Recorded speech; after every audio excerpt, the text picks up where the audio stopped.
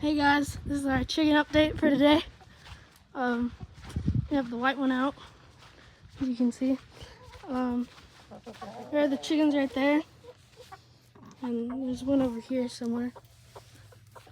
So today we made like a tunnel cage kind of thing. So there's like the tunnel, and then it goes into the trampoline, so then they can eat the grass under there.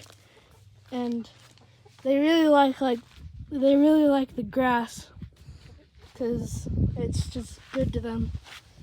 So this is all of them.